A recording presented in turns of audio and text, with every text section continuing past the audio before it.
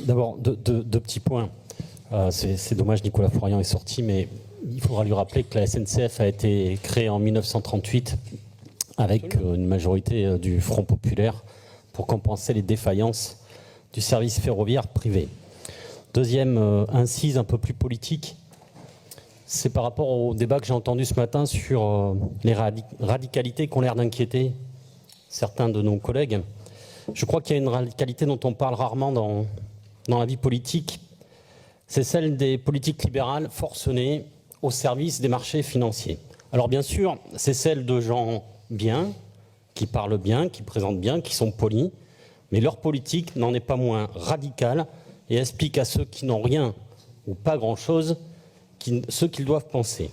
Et je le dis comme je le pense, ces politiques et cette radicalité nous conduisent nos sociétés dans le mur.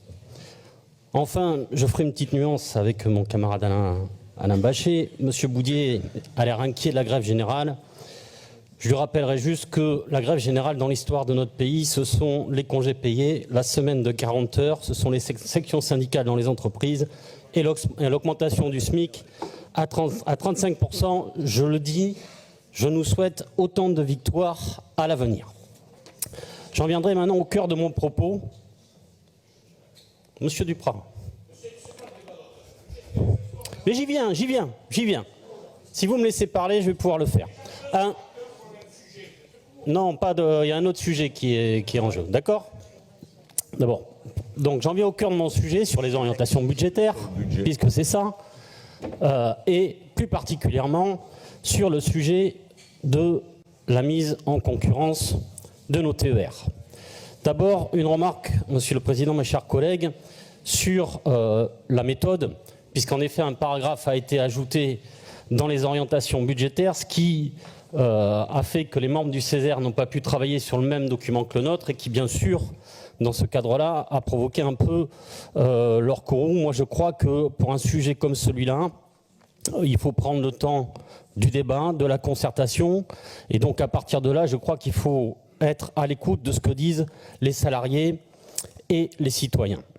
Moi, je constate en tout cas que quand il s'agit de faire de la concertation, on sait le faire. On le fait en ce moment avec le RER métropolitain, et je pense que c'est très bien qu'on prenne le temps de concerter, de débattre avec nos concitoyens. Sur le SRADET, il y a un gros travail qui est fait de consultation, de concertation avec les maires, avec les présidents d'interco. Et c'est vrai sur plein d'autres sujets comme Néoterra, où on a pris le temps de consulter des scientifiques. Et ben, je crois que sur un sujet comme celui de l'ouverture à la concurrence ou de la gestion de nos TER, c'est un sujet important qui demande, à mon sens et au sens de mon groupe, qu'on prenne le temps de discuter, de débattre avec l'ensemble des acteurs.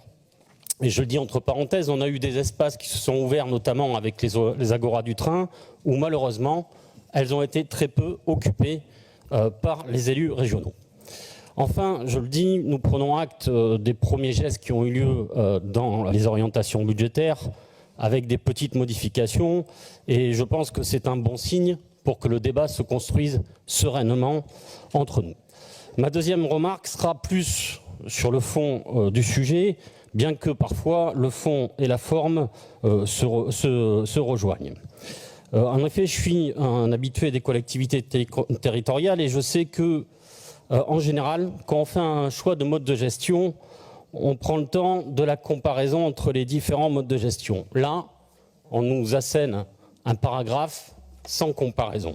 Donc permettez-moi, je vais faire moi-même un petit exercice de comparaison. L'Allemagne nous est souvent livrée en exemple. Qu'en est-il? La concurrence mise en avant, à notre sens, est plutôt aujourd'hui un échec. Abellio, l'opérateur historique néerlandais, est parti du jour au lendemain de la Rhénanie et il en a été pareil dans le Bade-Württemberg. Keolis, filiale de notre opérateur historique, elle aussi a quitté du jour au lendemain le marché allemand. Pour quelle raison? Tout simplement parce qu'elle ne trouvait pas de conducteurs. Et savez-vous pourquoi? Parce qu'à force de dégrader les conditions sociales des hommes et des femmes qui font ces métiers, eh bien, ils ne veulent plus le faire. La logique de la mise en concurrence conduit inévitablement vers le dumping social. Cela fait-il écho, mes chers collègues, à des situations que nous vivons déjà aujourd'hui dans notre pays? Voilà la réalité de l'exemple allemand tant vanté par M. Philippe et Mme Borne au moment de la réforme ferroviaire. Je pourrais vous citer la Grande-Bretagne qui, une fois de plus, devant la défaillance des opérateurs privés, va une nouvelle fois nationaliser son opérateur de ferroviaire. Je pourrais aussi vous citer la Norvège qui, après 8 ans d'ouverture à la concurrence, fait le choix de renationaliser son réseau. Enfin, on nous explique que nous n'avons pas le choix, que c'est l'Europe qui nous l'impose. Alors permettez-moi de m'étonner en découvrant que la Belgique vient de conventionner pour 10 ans avec son opérateur historique, la SNCB. Je m'en arrêterai là pour les exemples européens, mais permettez-moi d'en venir de suite, et pour aller vite, à la situation française. Là, on nous explique aussi que nous n'avons pas le choix et qu'il faut nous conformer à la loi. J'entends.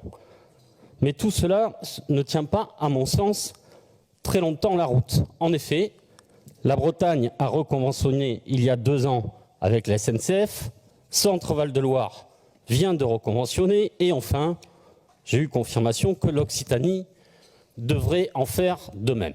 Donc, nous sommes bel et bien face à un choix. Mes chers collègues, je le dis, notre pays ne souffre pas de trop de services publics ou de trop de maîtrise publique. La crise de l'énergie que nous traversons nous montre où conduisent les logiques de démantèlement des services publics avec un régulateur qui est censé protéger les usagers. On voit bien les limites de ce système. Demain, si nous ouvrons à la concurrence, ce seront aussi les usagers qui paieront cash en voyant à terme les prix augmenter. Et j'entends, Monsieur le Président, que vous nous annoncez qu'il y a eu plus de 75% d'offres sur la concurrence en PACA. Je vais vous donner un autre chiffre qui est un ratio qui fait partie de la gestion de nos services publics, c'est le coût kilomètre dans les marchés qui ont été signés. C'est plus 25% d'augmentation du coût kilomètre en PACA. Et vous savez pourquoi? Parce que, en fait, dans le système ferroviaire, quand on ne mutualise pas, quand on ne crée pas de la coopération, quand on découpe, eh bien, des surcoûts apparaissent obligatoirement. Aujourd'hui, un système ferroviaire est donné en exemple partout en Europe et je dirais quasiment dans le monde, c'est la Suisse. Et vous savez, sa particularité, c'est d'être un système intégré avec un opérateur qui gère le réseau et fait circuler les trains. Voilà. Et donc, j'entends qu'on peut faire du service public sans entreprise publique. Je considère que c'est une erreur parce que, quoi qu'il advienne, quand on ouvre la concurrence, les logiques de rentabilité, très vite, prennent le pas. C'est pour cette raison que notre groupe pense que nous ne sommes pas obligés d'épouser les logiques libérales en ouvrant nos trains à la concurrence. Une autre voie est possible, celle de conventionner pour 10 ans avec la SNCF. Mes chers collègues, je le dis tranquillement, je suis un enfant du service public, fils d'agent de EDF, petit-fils de cheminot. Je connais l'attachement de ces femmes et de ces hommes au service rendu à la population, au quotidien, comme dans les moments de crise. La fierté d'appartenir à une société nationale publique, l'exigence du travail bien fait. Ils sont aujourd'hui ceux qui font vivre le service public, qui tiennent leur entreprise debout face aux injonctions des différents gouvernements. Nos trains, c'est nous, bien sûr, c'est la direction de la SNCF, mais c'est d'abord et avant tout eux qui répondent aux besoins des usagers. Alors, écoutez le message, écoutez ce qu'ils ont à vous dire. Mes chers collègues, les crises de l'énergie, celles de l'hôpital, de l'éducation nationale, appellent à notre sens à plus de services publics, à plus de démocratie.